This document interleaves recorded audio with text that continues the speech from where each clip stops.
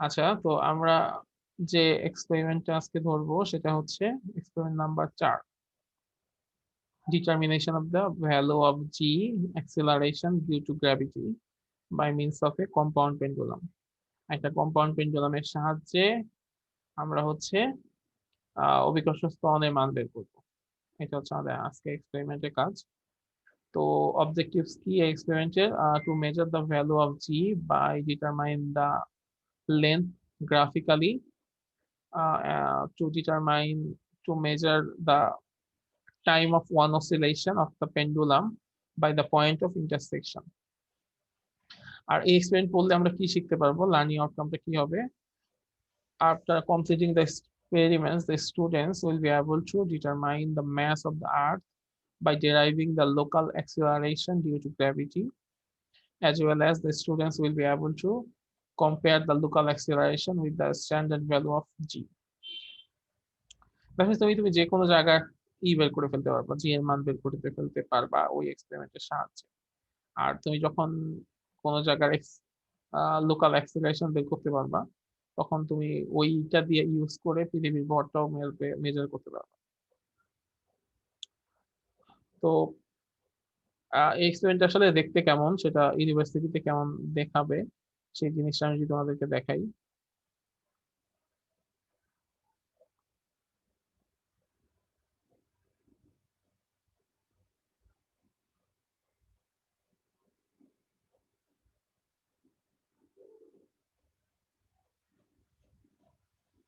Sir, হুম, আমাদের যে sir lab quiz গুলো দিচ্ছেন স্যার, ওইগুলো মানে কি আমাদের ভাইবের সময় হবে নাকি? হ্যাঁ, ল্যাব কুইজ গুলো তাহলে ভাইভাতে জিজ্ঞেস করা হতে পারে, বা ল্যাব কুইজের উপর আলাদা একটা পরীক্ষাও নিতে পারি, সম্ভাবনা আছে।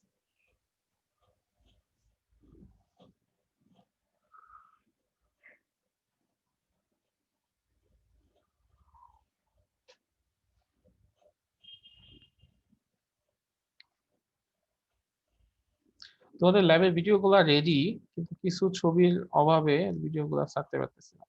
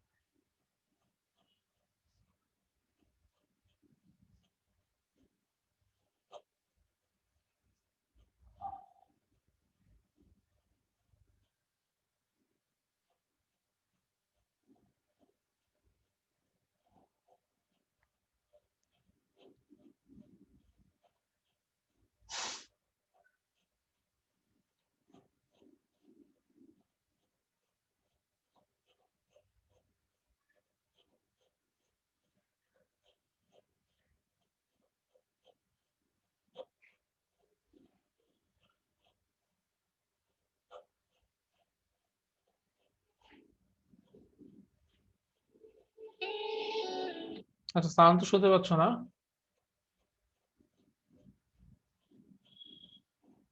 হ্যালো?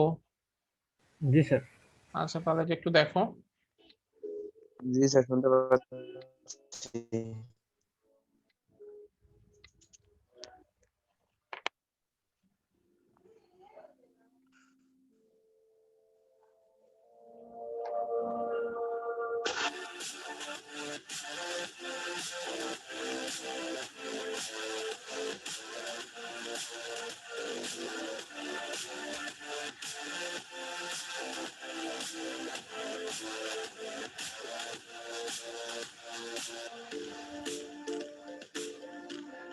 এখন আমরা যে এক্সপেরিমেন্টটা করব, এক্সপেরিমেন্টের নাম হচ্ছে determination of the value of g acceleration due to gravity by compound pendulum. তো এই এক্সপেরিমেন্টের জন্য আমাদের যেসব জিনিস খুব এসেনশিয়াল তার মধ্যে একটা হচ্ছে এরকম একটা বার পেন্ডুলাম, তারপর আমাদের স্টপ লস থাকবে, আর কিছু জিনিস লাগবে, মেটাল জিনিস লাগবে।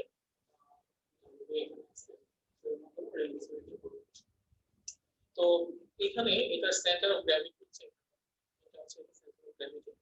তো এই পাশে 9টা হোল আছে, এই পাশে 9টা হোল আছে। তাহলে এটাকে যদি 1 a ধরি, এটাকে আমি b ধরতে পারি। তো আমাদের যে কাজটা হবে সেই কাজটা হচ্ছে কি যে আমরা এই বিভিন্ন হোলের মধ্যে হচ্ছে এর বিভিন্ন হোলের মধ্যে আমরা শুরুতে এটাকে রেখে আমরা হচ্ছে এটা করব 10টা অসিলেশনের জন্য কত সময় লাগে সেটা করব। তো এরপরে সেম ভাবে ইনটু বি এর জন্য আমরা সেম কাজ করব। তো শুরুতে যদি আমরা ইন তে রাখি তাহলে ইনিশিয়ালি কি হবে, আমাদের হোল 1 নাম্বার হোল যেটা ইন এর মধ্যে আছে সেটা হচ্ছে আমাদের সেন্টার অফ গ্র্যাভিটি থেকে 45 সেন্টিমিটার ডিসটেন্স দূরে অবস্থিত। তো আমরা এখানে রাখবো, রাখার পরে আচ্ছা, তো এটা এখন কি আছে যে ইন এতে আছে এবং সেটা হচ্ছে 45 সেন্টার অফ গ্র্যাভিটি থেকে 45 ডিসটেন্স আছে। তো আমরা যেটা করব আমরা হচ্ছে 10টা অসিলেশনের জন্য টাইম বের করব এবং এই অসিলেশনটা আমরা 4 ডিগ্রি সেলসিয়াস 4 ডিগ্রি মধ্যে আমরা এই অসিলেশনটা করব। তো আমাদের মিশ্র প্রসেসের মধ্যে আছে এবং আমরা এই 4 ডিগ্রি থেকে আমরা এই অসিলেশন করে দিই। 1 2 3 4 5 6 7 8 9 10 10টা অসিলেশনের জন্য অনেক 16 সেকেন্ড সময় লাগছে। সো এখানে আমাদের যেটা হবে whole number 1 distance from fixed in A থেকে the distance হচ্ছে 45 centimetre, time for 10 oscillation 16 seconds। তাহলে টাইম পিরিয়ড হবে কত 16 ডিভাইডেড বাই 10 মানে হচ্ছে 0.16 সরি 1.6 সেকেন্ড লাগে পার অসিলেশন। তো এবার আমরা কি করব, ফার্স্ট হলে আমরা অসিলেশনটা নিয়ে নিলাম, এবার আমরা হচ্ছে সেকেন্ড হলে নিব, সেকেন্ড হলে নিয়ে আমরা অসিলেশনটা নিব। তো সেকেন্ড হোল আমাদের সেন্টার অফ গ্র্যাভিটি থেকে 24 সেন্টিমিটার ডিসটেন্সে আছে। তারপর আমরা কি করব যে এখানে 5 ডিগ্রি কম অ্যাঙ্গেলে বা 4 ডিগ্রি অ্যাঙ্গেলে আমরা হচ্ছে আবার অসিলেশন দেওয়া শুরু করব 10 মিনিট। তো আমাদের স্কোয়ার সাহায্যে অসিলেশন গুলো নিতে হবে। 1 2 3 4 5 6 7 8 9 যে টাইমটা আসছে সেটা হচ্ছে 16.5 অলমোস্ট 17 সেকেন্ড। সো আমরা এটা যেটা লিখবো যে ডিসটেন্স ফ্রম ইন এ এটা হবে কত 40 সেন্টিমিটার, আর হোল নাম্বার 2 আর এর সাথে এই ক্ষেত্রে আমাদের 10 অসিলেশনের জন্য যে সময় সেটা হচ্ছে কত 16.59 সেকেন্ড। তাহলে টাইম পিরিয়ড হবে কত 1.659 সেকেন্ড। তো এইভাবে আমরা কি করব 3 নম্বর হোল 4 নম্বর হোল 5 নম্বর হোল 6 নম্বর হোল এরকম করে লিখে রাখবো। তো একটা পর্যায়ে গিয়ে কি হবে আমাদের ইন এটা শেষ হয়ে যাবে। যখন ইন এটা শেষ হয়ে যাবে তখন আমরা কি করব ইন বিতে চলে যাব। ইন বিতে গিয়ে আবার সেই এখান থেকে এই পাঁচটা হচ্ছে ইন বি থেকে আবার আমি হচ্ছে এরকম অসিলেশন নিয়ে আসবো। ইন বিতে যদি আমি আবার অসিলেশন নেই সেম ওয়েতে সেম ভাবে 10টা অসিলেশন নেব।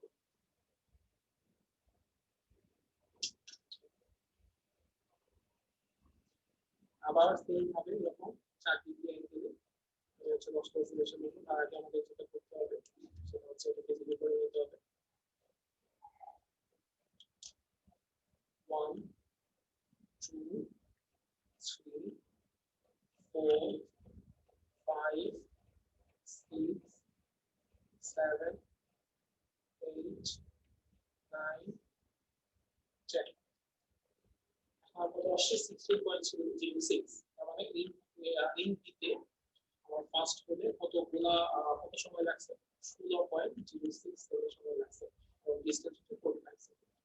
আবার আমি কি করব ইন দিতে নেব ফুল 3 নম্বর হোল 3 নম্বর হোল 4 নম্বর হোল এরকম করে আবার এরকম করে এখানে আমরা মজা করব। তো এই নটা ভ্যালু থেকে আমাদের গ্রাফ করতে হবে, গ্রাফ করার পরে আমরা হচ্ছে ডিজায়ার্ড যে ভ্যালু সেটা হচ্ছে গ্র্যাভিটেশনাল অ্যাক্সিলারেশনের মান সেটা করতে হবে।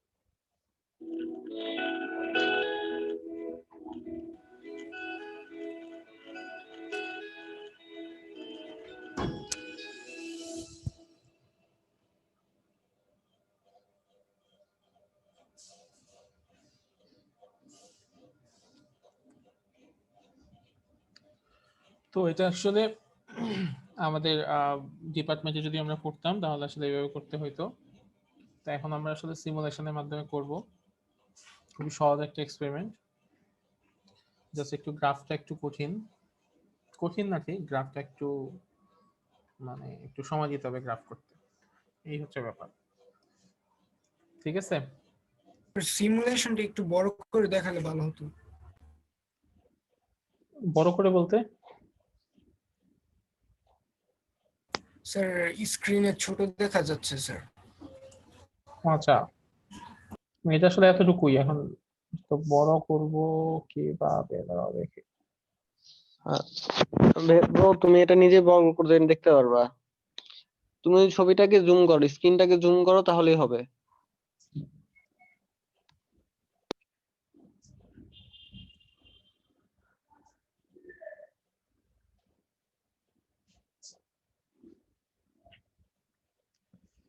আচ্ছা, তো এই হচ্ছে অবস্থা। তো আমাদের যেটা করতে হবে সেটা হচ্ছে কি, দেখো টেবিলটা আমরা দেখি যে এখানে তো দেখলা যে ইন্ট এ আর ইন্ট বি দুইটা আছে, তাই না? তো এটা হচ্ছে আমাদের ইন্ট এ। তো আমরা ইন্ট এ থেকে প্রথম যে হোল সেটা ডিসটেন্স হচ্ছে 5 সেন্টিমিটার। তো এখন 5 সেন্টিমিটার ডিসটেন্স এটা আছে।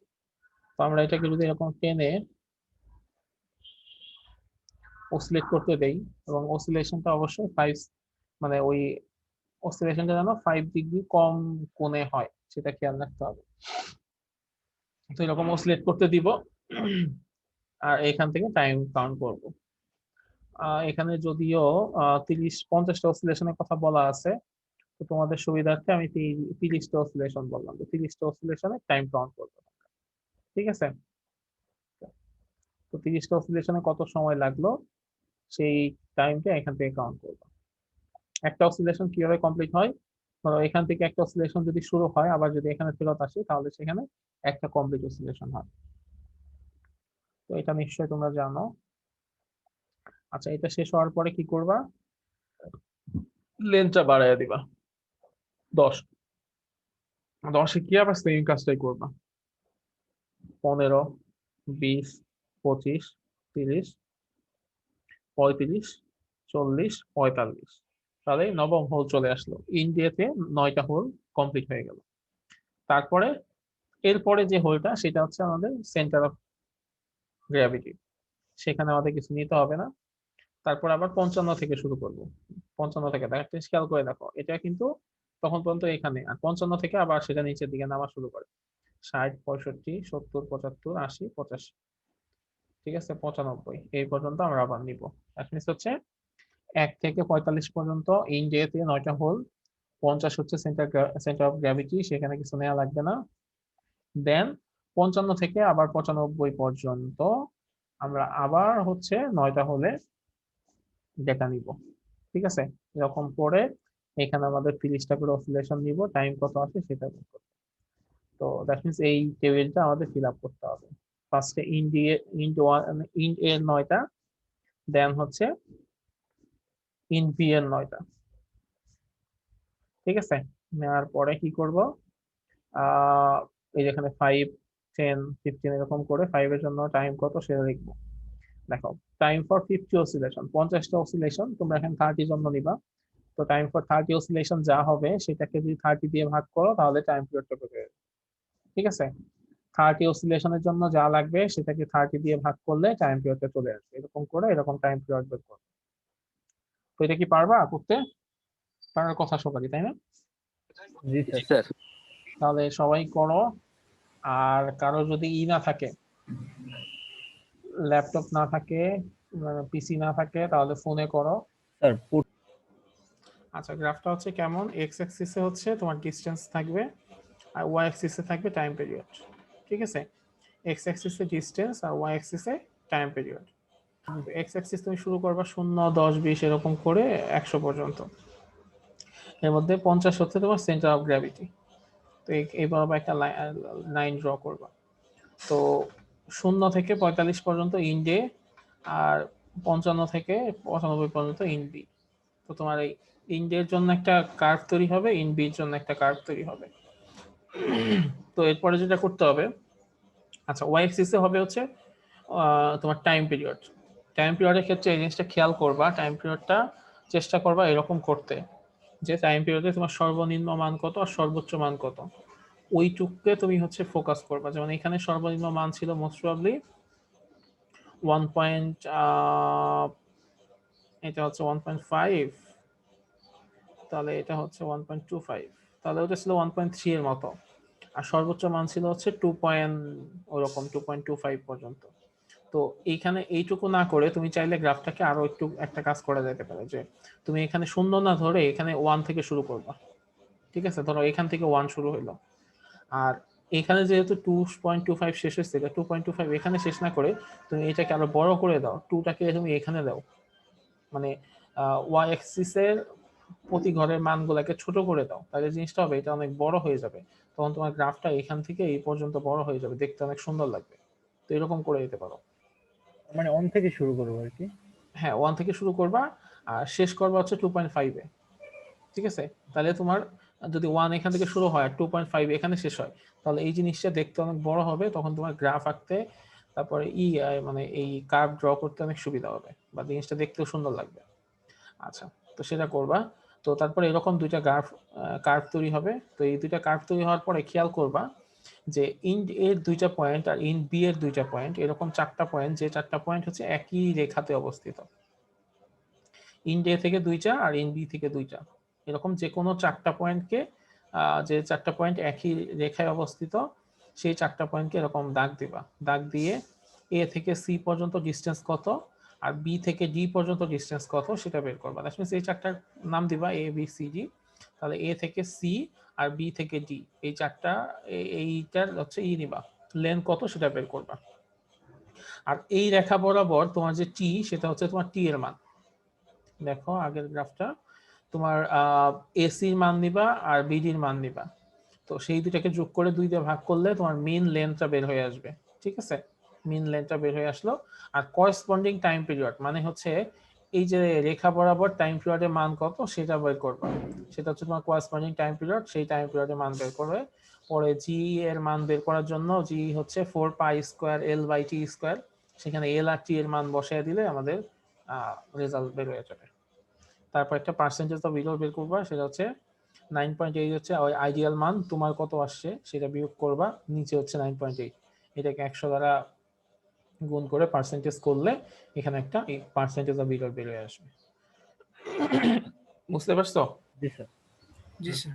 তাহলে এই স্যার হ্যাঁ স্যার টেবিলের মধ্যে ওই end A and end B, এখানে স্যার একটা যে আছে না distance from fixed end A in centimetre, sir এখানে এগুলো কি হবে 1 থেকে 9 পর্যন্ত? 5, 10, 15, 20 এরকম করে। এরকম? হুম, আচ্ছা স্যার, বুঝতে পারছি। স্যার ইন বি এর কাজগুলো তো 55 থেকে শুরু করব না? হ্যাঁ 55 55 থেকে শুরু থেকে। করবা, হ্যাঁ 55 থেকে ওকে 95। জি স্যার। স্যার এইগুলো কি এখন করব? হ্যাঁ, করেই যে গ্রাফগুলা করে দেখা যেতে হবে। গ্রাফ স্যার করতে গ্রাফ পারলে, পেপার তো নাই আমাদের কাছে এখন। গ্রাফ পেপার তো ফার্স্ট ক্লাসেই বলে দিছি 10-15টা গ্রাফ পেপার কিনে রেখে দিতে। মানে বাসায় বসে কইরা স্যার যদি আপলোড দিয়ে দেই? হ্যাঁ বাসায় করে তো এক সময় তো আপলোড দিবাই, কিন্তু আমাকে আজকে ক্লাসের পারফরমেন্স হিসেবে এই গ্রাফটা দেখাইতে হবে। যে গ্রাফ দেখাতে পারবে তার মানে কি তার এক্সপেরিমেন্ট করা হয়েছে। ঠিক আছে?